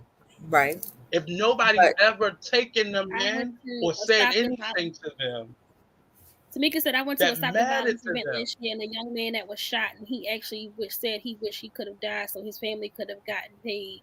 That broke my heart. God dang. Yeah, it's because that's what it's about. Your insurance policy, the payoff, the money, everything becomes about money. Everything Most of becomes the about women money. who say they don't want to deal with those type of men is in many situations that man can't give them anything that they deem as financial support. Or you can't be mad at me because I can't be the man that your father couldn't be. As a man, you can't be mad at her for not being the mother you needed. Yeah. Like we rely on each other so much, but at the same time, we rely on each other so much, and we constantly, I ain't got time for that. You don't know if you the last straw. And I'm Right. not saying you take abuse, but we help create these monsters in our friendships and our romantic relationships. We help create these. Everybody's talking about that. What's that? After lockup, Love Love it. after love love after. after lockup. Everybody's talking about that relationship with the bigger lady and the small. We talking Derek and about that, but Monique. look how she's codependent on him, and look how she's enabling him Mm-hmm. to And you be can hear something else. it in the last episode. He said, I hope she don't hear this conversation because I need her. I'll need her to leave right now. He said that. And that's a reality. And I joke And the all the thing time is, about that's why she acts the way that she acts, because she feel like he need we me, need so he her. gonna let me do these things, which is her controlling ways. Yep. How She she is. overpowers him, how she She want to tell him is. what he can do, where he can and can't go. You can't go And see look how many men were raised that way and Uh-huh. transitioned right into relationships that were the same Uh-huh. way. Uh-huh. I need you to tell me when to speak to my mother or Yeah. when to send my mother a birthday present. I need you to Or when tell I me can how talk to to my get my sister. business in order. I was one, I refused to watch it, but I see little clips of it. I think he was trying to just do something on his own for one. And she was like, why? Why? And almost like, well, why can't I go? And you can hear like the back conversation. I just want to go handle some personal business by myself. He Uh-huh. probably whether he want to go get his dick sucked or go get his social security card, like whatever the problem is. Whatever the problem was. We enable each other in the wrong ways. Absolutely. That's what I was getting to. Yep. That is Like correct. if he wants to be independent, let him be independent. But she can't take his independence She Yes, can't because take she his needs independence. somebody to need her, so Uh-huh. she doesn't feel lonely. you have Look to how many people understand having the man. children for that reason. That man, when I was watching the Iyanla show, when they came together in a group show where he had the multiple fathers, and the little boy slipped and said, "Well, he got 40 children," and Iyanla was like, "Whoa, wait a minute! When you was on the show, you had 34. So who gave birth to these other children? Who did not see the first time you was on my show?" And even for Iyanla, people can't stand her. They sure can't. They can't stand her because the level of truth that she gives to people is ridiculous. It's not what they want to hear. That's not what they want to hear. It's not Look what they want at to Keisha Cole's sister came back twice. hear. Came back And twice. because she And told her the truth. it was so stupid because I'm looking at the beginning and of the second season, the second time she came back, and the first thing she asked her, I gave you instructional I gave you instructions. I even invited you to a free seminar that costs money. Did you attend? No. Did you follow the instructions that I gave you? No, because she just had so many excuses. And I wanted to say, I was surprised that she even attempted to try to take her back the first time, because I mean that when she walked and started telling her go upstairs and do her homework, I was so surprised, because I would have been like, just those two alone, I would have said, yeah, no, I'm not doing this show. This is stupid. You just wasted my time. At this point, I just feel like you need another show to be They on. got rid of that lady. They got rid of her. Mhm. Yep. They forced that lady off TV. I mean, granted, the pandemic did happen, but they were already going to cancel her show before that. Mhm. Because so many people were speaking so negatively Yeah, about it. about it. Absolutely. The ones that have went on there, Nefertaria, Tamar Braxton, like, you have a problem. The girl that got kidnapped, the little girl that got kidnapped, her family kept speaking bad about this show. That was a clear case of her trauma forced her to react in that way because she was raised by somebody who lied to her. So anybody that's going to tell you the truth, you will be suspicious about it. Right. But it, I just need us to get better. I really do. It's costing people their lives. We've lost too many people over this pandemic not to get it. Right. I just feel like with the pandemic, everybody changed throughout the pandemic. Everybody was so much nicer, was so much more, Just each other. Right. Right. Do we need another pandemic for people to get right? Is that what we need? Hell no. After the Freddie Gray, I saw men who wouldn't typically speak to me. And I could tell them forcing it. And they started looking each other in the face, and slowly that began to change. Slowly. I needed you in that moment. We were kin in that moment. And then once the vibe left, let's get rid of Mosby. We're gonna replace him with somebody who what? Y'all think this black man that's the governor about to save y'all? Cause he dancing to, Jeezy. That man got his own motives. That's the hope. That man got his own motives. Yeah. That man got his own motives. His lifestyle is different. You just look at it. You ain't even gotta look. You ain't really gotta listen. Just look at his lifestyle. It's different. Look at the way he carries himself. Look at the way his wife carries herself. Look at the way, you just gotta look at the whole picture. But that means our agendas, our intentions, our behaviors have to change. Because I just got into an argument with one of my friends. One of her sons was one of the ones that they put on the press conference because he got into Harvard. And I said, but you have another child that is very intelligent that couldn't get one scholarship. Wow. But we keep pushing out athletes, and only out of all the athletes that get scholarships every year, only like 5% of them actually make it to a pro league. And the rest of them become what? Officers, coaches. We put so much on them to be athletic. And there's nothing wrong with that if that's their skill. But we are pushing them to do stuff that we couldn't fulfill in our own lives. Right. But we couldn't be successful with. And it's just, I don't know. When BlackRoses was trying to figure out how to come at this topic, the one thing I said to her, like, put yourself in that position. I didn't want to say, what if this was your son? Because I didn't want her to come over here with guns blazing. But I need people to start taking it personal. Like, what if that was your child? Right. And for me, I had a grandmother that was killed. So prior to that, I minded my business.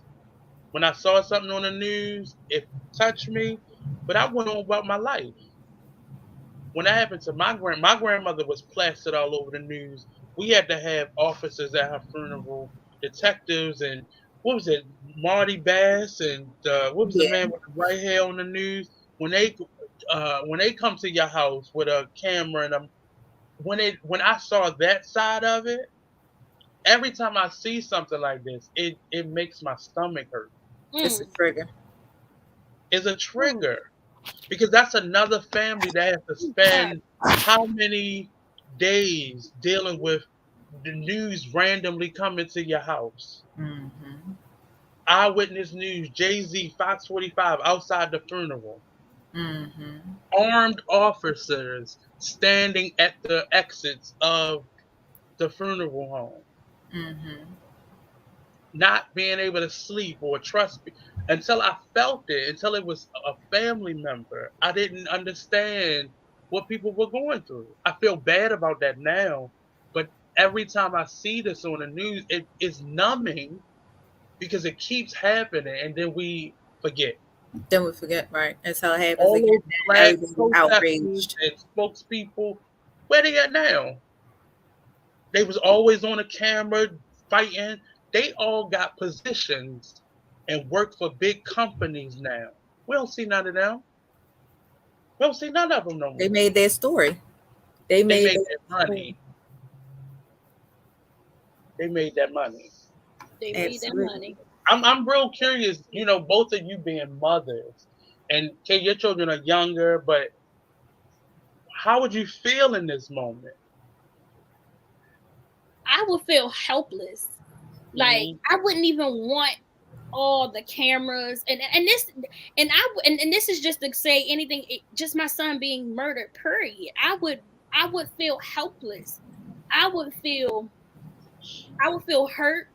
I would want some type of revenge. I would definitely feel like I would want something. I would want to do something. I would want to rage. I would want to. I would want to. I would want to rage. I would want to. Mm-hmm. Yeah. I would feel rage, anger. I I would think feel all that. All of that. I mean, I kind of already expressed, from saying, the way that they just come on and they say they want their peace, but you know, everybody know my brother was murdered too, and I'm still angry. Mm-hmm. I'm angry as hell. Like I am angry, even though it's nothing else I can do. They're in jail for the rest of their life. They'll never see. And there are days that I think about that and say, well, you know what? They are in jail. They'll never see the life of day. They'll never see their mother get old. And if anything happens to their mother, or she just passes away from just regular, health issues, they'll never get to come out and see that. They'll never get to see their Yeah, kids they grow. don't do that the same way anymore that they used to. So Mm-mm. those days are okay, but then there's days where I'm angered because I'm like, wow, why did y'all do that to him? Like, why is he not here? I can't even call him. I can't talk to him. I can't speak to him. I can't even say my brother's name. I just But don't want but to talk. listen to what you're saying right now. So even if something, God forbid, happened to them in jail and they gone forever, that don't make you feel better. No. It don't. No. It don't. It don't change the situation. And sometimes we want to go for blood when those things happen to us. That's not gonna make you feel better. At all. And No. if It it doesn't. does, I need you to get checked out. No. It doesn't. Because if there's satisfaction in that, It it's not doesn't, even because at about the end of the day, the forgiveness. person is still gone. At the end of the day, Hmm. that's the bottom line. The person is still gone, and there's nothing that you can do to bring that person back. And that's the biggest thing. The fact that going back to that and then, reverting back to the actual topic, Hmm. the fact that these officers didn't realize or didn't it didn't just click or sink in not one of their heads that I could actually take this person's life, or I'm really doing harm to this person. Just those thoughts, those second, quick thoughts about just something like that. The fact that it didn't click into any of them, like you said, it's a root issue. It's something like where my first thing I said was, why were they so angry? You can see it in the way they hit him. Yeah, They but were that's angry. something. It's I don't know what happens when a person gets that type of power that just changes them. But we've all had that type of officer that was just power We all tripping, had that. Yep. We and all. this is a scary space to be in with all of this happening. But it happens. I witnessed. I was waiting on a lift one night. I was coming from my old studio space on Maryland Avenue, and I was waiting on a lift. I was tired, and I started walking up, and I witnessed this Asian young man be beat up and robbed. Mm, Now, I think the man thought twice as to who he was going going to attack between me and the Hmm. other young man. And when I'm the one who called the police. The police got there. I tell them what happened. The man said, "Well, give me your identification." And I said, "No, I gave you my story. You have my phone number. You can call me if you need me to reiterate that. But I don't feel the need to give you my identity. I didn't do anything." He instantly got mad at me and told me, keep walking." And I was like, I'm waiting on my lift right here. I'm not going anywhere else. And take myself out of line. And in that moment, I saw his partner had to say to him, come on over here. And what if he had another partner who was just like him? Just like him. I don't know. And That's in my my mind, thing. That's what I heard yesterday. mm-hmm. Where's the accountability amongst each other? You know, where is the accountability amongst each other? And then it's not going to stop until one of them say, hey, you ain't got to do that. You don't have to, like, no, man, we not doing that. You know, where's the accountability? Like, we hold each other accountable. If I'm your homegirl, no, kid, don't go do that to her. Don't go bust this out. Don't do that. Where's the accountability amongst each other as partners? As You many gonna do it? I'm people gonna do it. that All right, cool. stood around. Well, look at how look at when you any and not even just the police officers, but look at social service workers, or when you're Let's in a talk space about it. where you know somebody needs you, how you treat them, like how you really treat them. Yeah. Like we when people get into certain authority levels, they start treating each other a certain type of way. So officers most of them don't even live in the city. So they already feel like they're better than the people that they are securing, allegedly. Yep. So when they come into contact with you, it's an instant attitude. Yep. Right. We treat each other like that. We don't care. We don't care what people are going through anymore. We don't care. Even I was in my own mind the other day, and I walked past a lady, and she spoke to me, and I really wasn't in it to speak back. She was like, "Y'all some rude bitches in this city," and I was like, "Oh." Like I heard her say that, and it like took me out of my space. She's like, "Oh, you can react to that, but when I speak to you," I said, "Miss, you don't know what's going on in my mind. Right. You don't know what I just came or what it took for me to be in this moment in front of you." But we have this thing when we have a certain level of authority. Yeah. We just it happens. I don't know why black people like that. Entitled. You know. We can't help it. That's a lot. Some of them are from the city, but the white ones They're are not. from the city, but where do they live? Some of the white cops are not from the city. Most of these white cops are not from this city. And look how, going back to when they said, look how fast they moved out as soon as they got there. But look how fast they got up out of there. Many of them live in Owens Mills or Essex or in PA somewhere. They don't live off of North Avenue, Park Heights. They don't live there. So they already feel like I'm better. And the thing about and so because it's crazy, because with you saying that, I just want y'all to reflect off of this. With you saying that, we live in what's called Flagler County, Palm Coast. The officers live in this neighborhood. The same officers, you see their cars parked out in their driveways. It's a nice neighborhood. It's a retired neighborhood. It's quiet. It's peaceful. It's a retirement neighborhood. It's really quiet. It's really nice.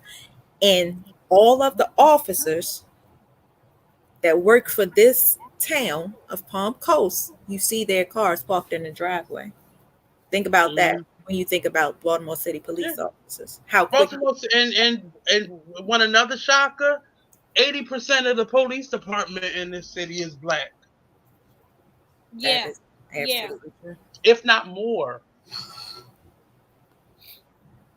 Yeah. And they may be from here, but they don't live here anymore. Their mindset left here a long time ago. Absolutely. It did. I mean, I think I maybe had 2 incidents where I was stopped for no reason. One, I think I was walking down the daggone street. I was walking down the street to send him the link, BlackRoses. Say who the link? He up on the screen right now. Gerard said that's why I need to be on the show, because I live this shit. I'm about to send it to you, Gerard. Oh, okay. But yeah, it's just like you said, um it's all in their authority. Like you said, when they get that certain authority, like I had an instant where I was just simply walking down the daggone street. I literally just left out the house, walking down the street towards Bel Air Road to go get my grandmother something from the store. I was leaving her house. I had a car, but sometimes I just like to walk. Sometimes my mind goes so like woo, woo, woo, woo, woo, woo, woo. Sometimes I just feel like walking. My mother asked me the other day, "Why are you walking up the street?" Sometimes I just feel like walking. My mind just go a million miles a minute. So I was walking, and an officer stopped me and said, "Do you have ID?" Wait, what? Why do you need to know if I have ID? Mm-hmm. Do you have? Where you coming from? This street right here. I just walked out the house. Like it was just really weird This for me. was just. Oh, you talking about when you lived on Bel Air Road? When my grandmother lived off of Parkside Okay. and Bel Air Road, just walking right there down the street. The little restaurant that's sat down there at the corner. What was the restaurant called? I can't remember. But yeah, she ordered something and she wanted me to go get it. And I walked down there. I just decided to walk. I had a car. I just decided to walk. It's not that far of a walk. BlackRoses will tell you it's not that far of a walk. Mm-hmm. And I'm just walking. I'm like, damn, maybe I should have drove. Or if I drove, was they still going to stop me if I would have drove down there instead of walking? I didn't have a hoodie on. I was dressed like I just had some regular cute little skinny jeans on, a little t-shirt. I might even had on shorts. I can't remember exactly what the season was. I didn't have anything that stood out to make you think that I was going to do anything other than walk. I could have just been taking a walk. And they just literally stopped me. It was a white female officer just stopped me. You have ID on you? Excuse me? Like it was just weird for me. And I'm like, but they didn't get out the car. They didn't do too much. She didn't get out the car. She didn't do too much about it. I don't even remember why she did tell me why she asked me if I had ID, but I don't remember. It was so long ago. But that kind of sticks in my head, the fact that I was minding my business walking down the street that I lived off of, and you just literally saw me and asked me, "Do you have ID on you?" That's cute, Nate. That was just really weird for me. And then another instance where my brother got stranded off of Moravia, the exit of Moravia in 95. And I pulled up behind him because he needed a tire. So I pull up behind him, and I'm in a Mercedes. I pull up behind him. I don't look suspect. You was in the Mercedes. Yeah, I was in a Mercedes. So you had to know what type of car you was in. Because it wasn't like they do. The reason why I say that is because I've heard from my uncle who knows officers personally who say that they do profile you according to your car. Yeah, they do. So that's why I went out. Listen. You can be in a fucking Buick and they're gonna think you're a drug dealer because you're in a Buick because niggas do that. That's true. That's true. But they ain't gonna pull you over no Nissan. They're not gonna pull me over if I was driving a Nissan. Yeah, they would. Not me. They're not gonna pull a female over if I was driving a Nissan. Listen, let me tell you some real shit.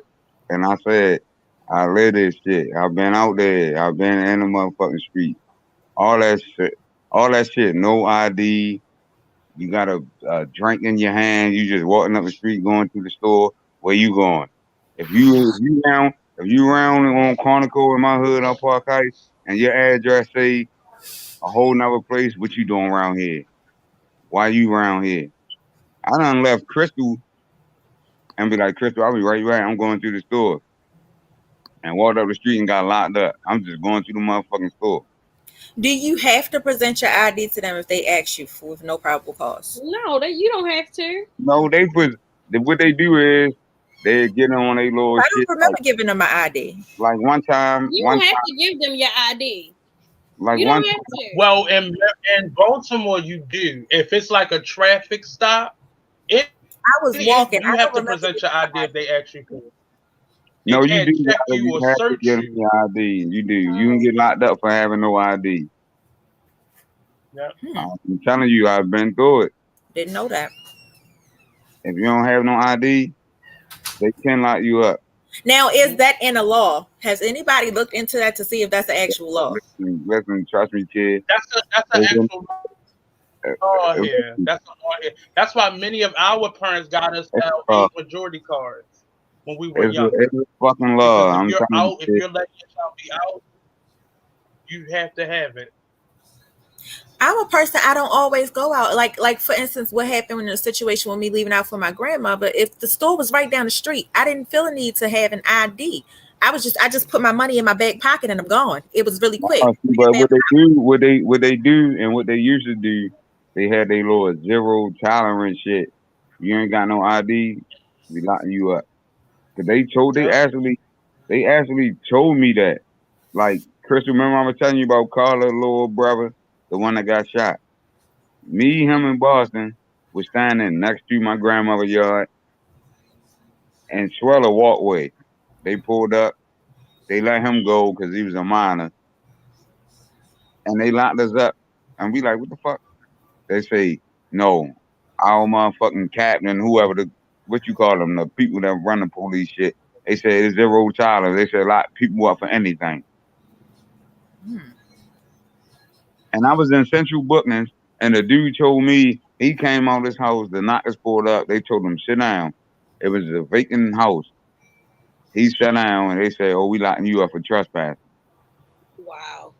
So now that we have, you know, a male that's African American, how do you feel? Do you drive, Gerard?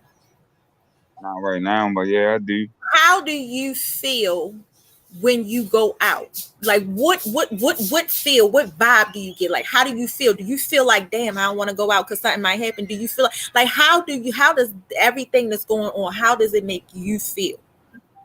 I feel like this every time I wake up. Thank God for me waking up. But when I leave the house, I feel like anything can happen. I don't know what's gonna happen because I've been through this shit. I done been shot, I done been stabbed, I done shit to people, I've been locked up. You know what I mean? Mm-hmm. I done did time, all that. Life is life. Like at the end of the day, like I'm gonna tell you some shit. What's his name? Tracy Morgan, right? Mm-hmm. He was on the rapper dude little podcast, Mano. And Mano was like, God is good all the time. And Tracy Morgan say, no, God not good all the time. God is everything. Because at the end of the day, God created everything that we go through. The good, the bad, the ugly, everything. True. God done casted bad shit on people because they defied him. You feel what I'm saying? So who to say humans is wrong when they do something when somebody did something to them? God killed the whole fucking Sodom and Gomorrah. Why? Because they went against him. True. Like real shit. And my shit be. Now, do you have, from seeing everything that's going on and just thinking about, especially now, everything that's going on every time you get on the news is something specifically about police brutality towards Black people. And I almost hear some people, usually younger people, do you feel like you want to tell yourself, like, damn, I wish I wasn't Black? No, that ain't never gonna happen. What I don't like is, as far as us being Black people, I hate Black people sucking up to white people. Why are you sucking up to these white people that did all this bullshit to us? You feel what I'm saying? Like, why is you trying to be apologetic to them when they the one that did shit to us? Apologetic. That's it. I don't play that shit. Trying to Even be. at my job, I work at an assisted living home. It's a bunch of old white people, and I be telling my coworkers like, I don't give a fuck about them, and they be like, why? Because they old and they racist. You 60, 70, 80 years old, and you white, you's a fucking racist. That's how you was raised up. I ain't saying it's their fault, but that's how you was raised up. Right. They may have some thought or inkling. That's true. No, I know. They really be talking shit to He said, people. really be talking. They be in that bitch like, get this, go do that. This one little white, she said something to me, this old white lady, white bitch. I ain't even gonna call her white lady. I'm gonna call her white bitch. No, don't say that. No, because she was disrespectful. She said, I don't know what she said. I said, who the fuck you talking to? But you can't do it because you can lose your job. But that shit made me mad. That shit made me mad as shit. I'm glad that at my job I don't really have, like I work with a bunch of white people and I work around like older white people, and I can honestly say like I don't get that energy off the top. I don't know how they may feel when they go home. That's what I say. That's my friend. That's when my we in each other's presence, it don't be all that appropriating my culture or any of that crazy shit right. that they be doing. That's But how I do like the fact that they do take into consideration, like, okay, this is a black woman. Hello. Like, I know certain things not to say, what not to do. I enjoy that. I enjoy that a lot. My thought process is, I don't care what you think about me. Just don't. And this is how I tell my kids. I don't care what you think about me. As long as you don't come to my face firmly. Remember I told you that we went to South Carolina, you got upset seeing all them Confederate flags. They ain't bothering me, so I'm not bothering them. Don't say I lived in Middle River for how long, and I don't know how many Confederate flags. I seen white people that I know would never say anything to me and probably walk down the street and back out the store after that and say, yeah, I just ran into this old trashy black looking da-da-da-da-da.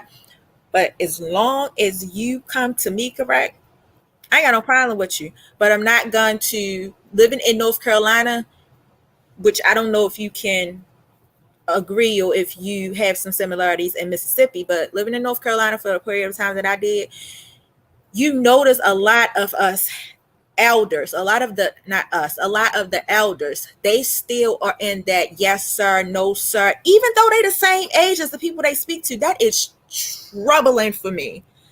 Even though you see that this 80-some-year-old woman is speaking to another maybe 70-year-old person. Yeah, I see that a lot in Mississippi. I see that that a lot. They still have this yes sir, no sir mentality with these people, or they feel like Gerard was saying, they feel like they have to act a certain way, or they have to be apologetic for just being in their existence. I'm not going to be apologetic for anything.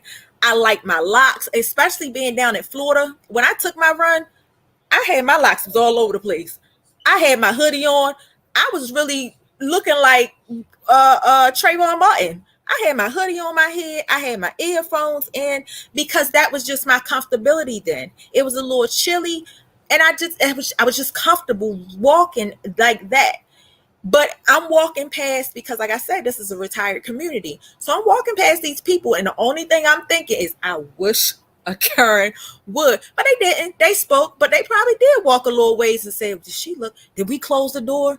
Did we lock the garage before we walked? They probably did walk past me and say that. But as long as you don't direct it to me, I don't give a damn what you do.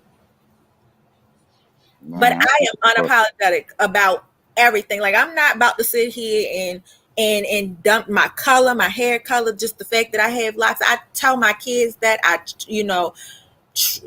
raise them to just be who you are. And as long as they don't say nothing to you, don't worry about it. When they say something to you, don't be that. I'm just going to warn y'all, I'm not that person where I'm getting ready to get on the phone and I'm getting ready. Yeah, you get ready to be Facebook famous. I'm going to give you what you came for.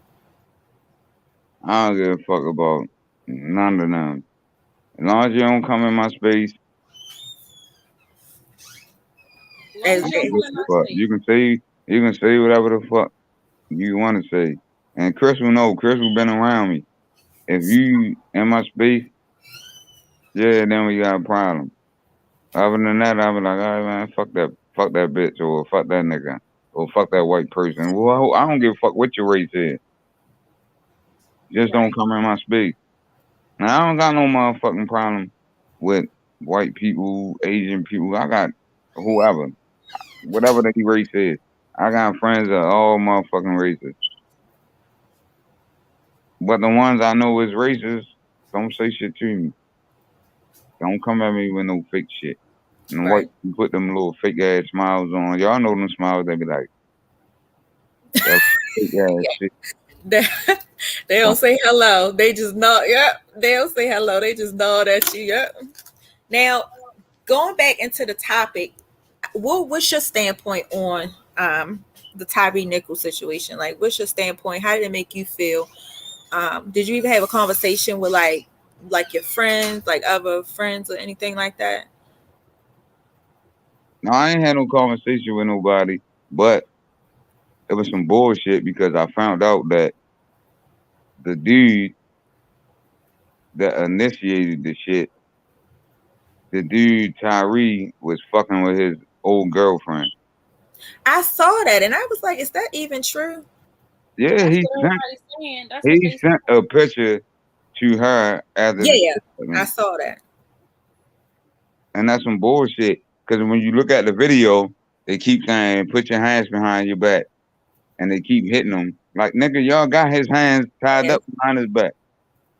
Right. At Right. the end of the day, you don't bring no harm to nobody that's not trying to bring harm to you. He ain't trying to fight them or nothing. Yeah, he did get up and run. Run. Because he was probably scared. Yeah. And they like, oh, he was whatever, he was drunk or he was They whatever. said he was only a couple miles from his mother's house. Honestly, I think that's what he got up and ran. He got up and probably was trying to get 'Cause to his mother's house. He was calling for his mother. But at the end of the day, you're not supposed to do no harm to somebody that's not trying to do harm to you. If you defending yourself, all right, I get it. But he ain't trying to do nothing to them. Like, what the fuck is one man going to do to 4 or 5 people? And all of them weigh more than him. Every last one of them individually weighed more than him. He was skinny. Like, I looked at his pictures and stuff. He was small. One of them lied to the mother for me. Like, you know, y'all lied to her, telling her that, oh, he was drunk. And then it was, oh, he was resisting arrest. So we tased him and we maced him. Like, what? Like she said, even if y'all tased and maced him, his face should not be swollen like swollen the way it was. What y'all was trying to hide, what y'all did to him. And that is so mind-boggling to me because it was like, y'all beat the shit out this man. Like, y'all really beat this man.